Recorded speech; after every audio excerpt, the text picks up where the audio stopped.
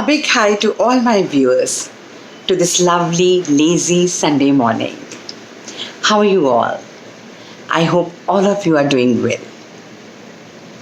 अपनी कहानी को आगे बढ़ाएं, स्टोरी को आगे बढ़ाते हुए वीडियो के नेक्स्ट पड़ाव पे फीवर्स पे हम चल रहे थे. हमने डेंगू के बारे में पूरी डिस्कशन करी and as I told you कि these days dengue has actually entrapped the entire city, the entire town, several states, almost throughout the country. तो डेंगू के केसेस बहुत ज़्यादा बढ़ रहे हैं और डेंगू के बारे में कैसे होता है, कैसे प्रिवेंट कर सकते हैं, क्या ट्रीटमेंट हैं, ये सब मैं आपको बता चुकी हूँ.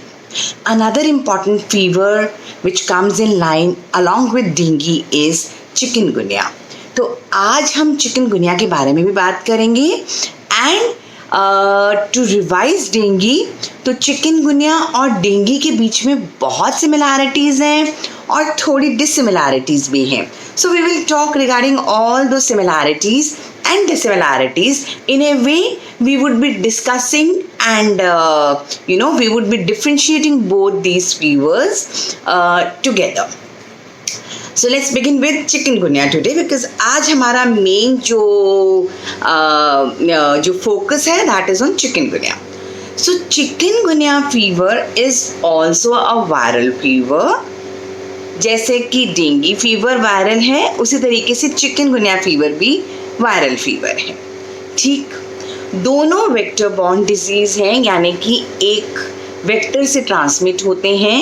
डेंगू बताया था कि मस्कीटो से ट्रांसमिट होता है, चिकनगुनिया भी मस्कीटो से ही ट्रांसमिट होता है. दोनों का एक ही मस्कीटो है, उसका नाम है Aedes इजिप्टी. Infected female Aedes इजिप्टी mosquito causes dengue and chikungunya fever.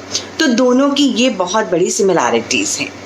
दोनों की जो प्रेजेंटेशन है वो भी काफ़ी हद तक सिमिलर है because both of them would present with high grade fever होगा, बहुत तेज़ बुखार होगा, जाड़ा लग के बुखार होगा, ठंड लगेगी मरीज़ को और क्या कहते हैं मस्कुलर पेन्स होंगे, बॉडी में बहुत वीकनेस आएगी.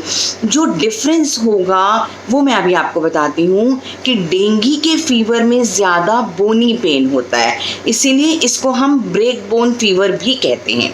Dengue is also known as break bone fever because हड्डियों में बहुत ज़्यादा दर्द पाया जाता है.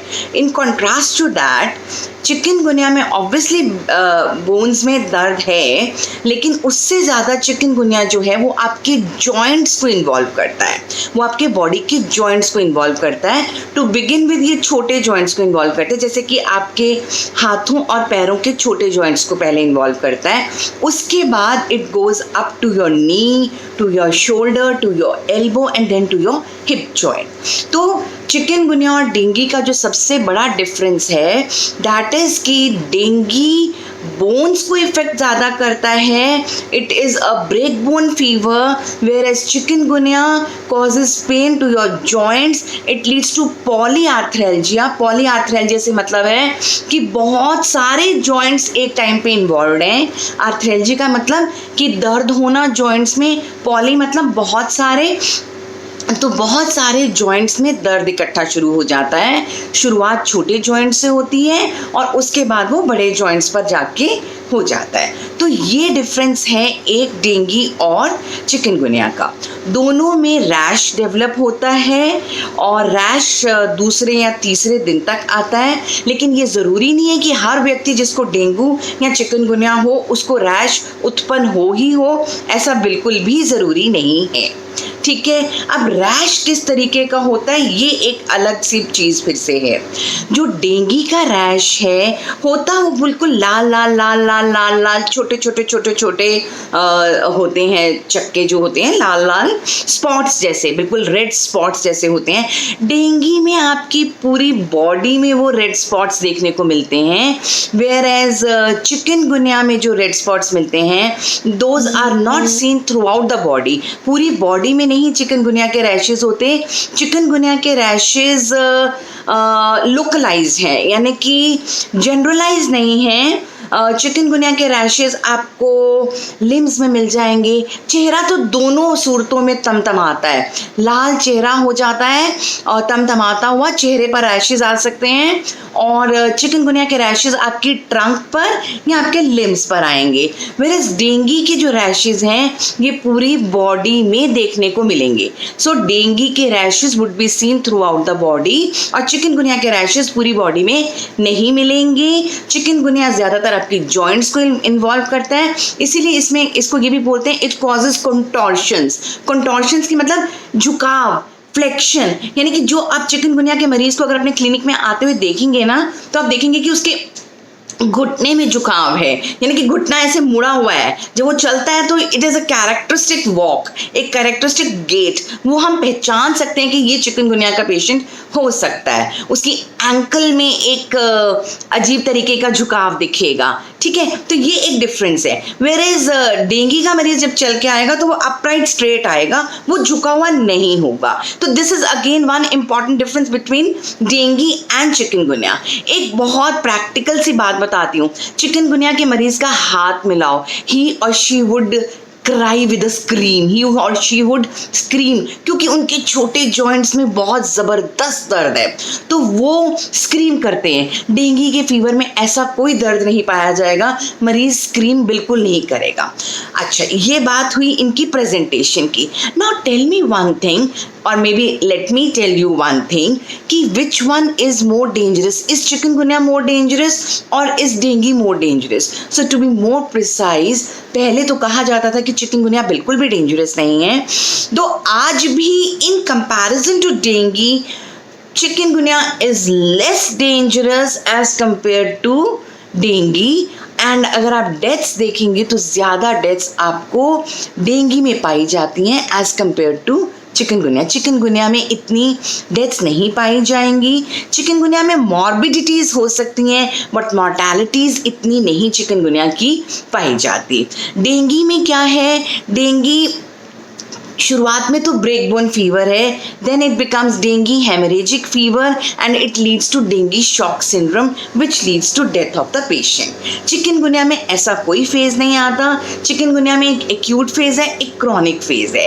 एक्यूटली जब वो इन्वॉल्व करता है तो जैसे मैंने समझाया, हाई ग्रेड फीवर आएगा, बॉडी एक्स होंगी, मस्कुलर पेन तो ऑब्वियसली हर फीवर के साथ होगी, जॉइंट पेन ज़्यादा होगी। और क्रॉनिक फेज में जो एक सबसे बड़ी इंपॉर्टेंट बात चिकनगुनिया की है कि चिकनगुनिया आगे जाके आपको आर्थराइटिस का पेशेंट बना सकता है, गठिया बाई का मरीज बना सकता है। 60% लोग तो 10-15 दिन के अंदर पूरी तरीके से ठीक हो जाते हैं, लेकिन जो नहीं ठीक होते, जो क्रॉनिक फेज में चले जाते हैं, वो 2 या 3 साल के बाद भी चिकनगुनिया का मरीज जॉइंट पेन्स की कंप्लेंट करता है। और ऐसे मरीजों में रूमेटॉइड आर्थराइटिस या ऑस्टियोआर्थराइटिस भी हो सकती है, यानी कि गठियाबाई भी हो सकती है। ये ज़्यादातर उन लोगों में होती है जिनमें मास्ड रूमेटॉइड आर्थराइटिस, यानी कि रूमेटॉइड आर्थराइटिस अभी शुरू नहीं हुआ था, लेकिन उनकी बॉडी में कहीं ना कहीं आरए फैक्टर बढ़ना शुरू हो गया था या कहीं ना कहीं वो चेंजेस आनी शुरू हो गई थी विच वॉज मास्ड। तो जब चिकनगुनिया होता है, it unmask that rheumatoid kind of condition and the patient suffers from rheumatoid arthritis in the later stage. तो चिकनगुनिया में ये चेंजेस देखी जाती है। चिकन, इट इज बेसिकली चिकुन, CHIKUN, चिकुन, यानी कि कंटॉर्शंस, यानी कि फ्लेक्शन, ठीक है। तो ये बेसिक 2 डिफरेंस हैं इन दोनों बुखार में।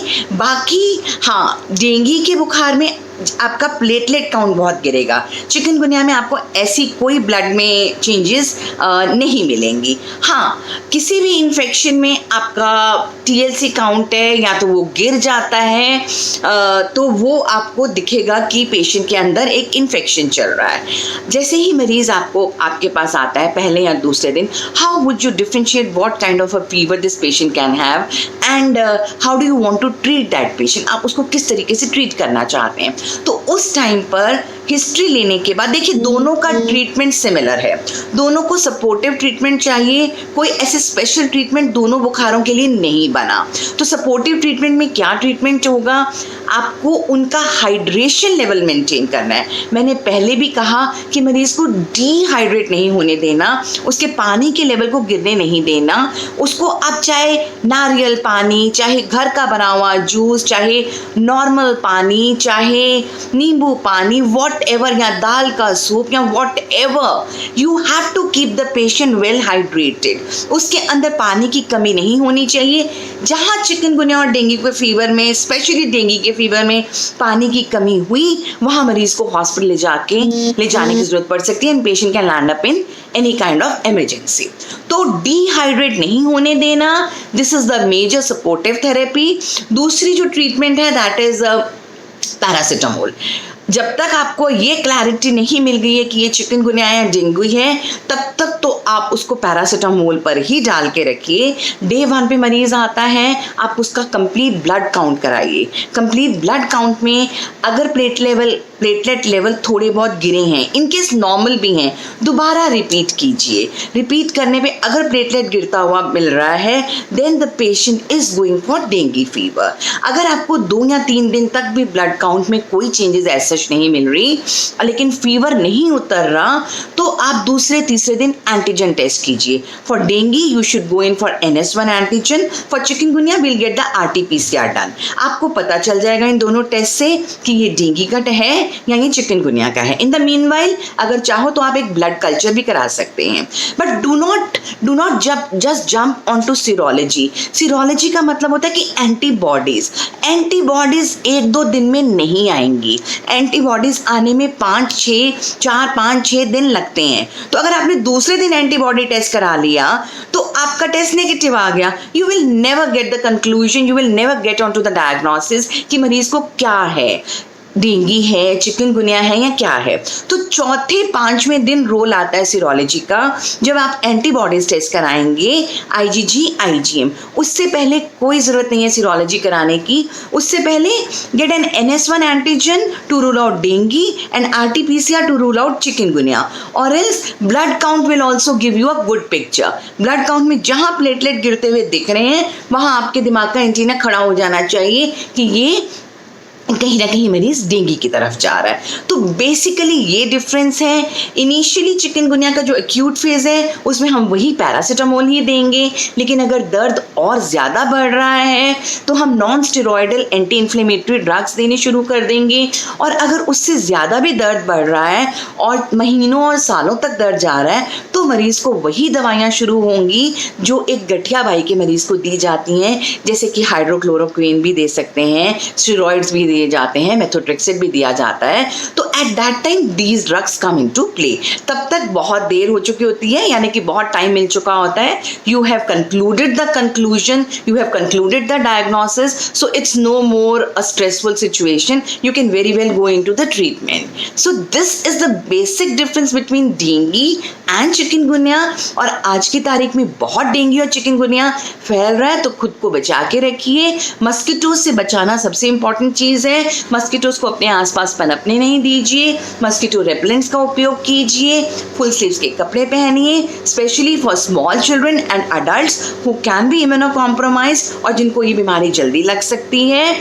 और अपने घर के आसपास स्वच्छ पानी को खड़ा नहीं होने दीजिए, क्योंकि वहीं स्वच्छ पानी में अंडे बनते हैं इसके। और जहाँ जिस बर्तन आपने अगर पानी के रखे हुए हैं, उन बर्तनों को अच्छे से साफ कीजिए, साफ करके सुखाइए, क्योंकि नहीं तो वो धोने के बाद भी जो अंडे हैं वो वेसल्स की वॉल्स पर चिपके रह जाते हैं। So you have to take due care for the prevention of this disease.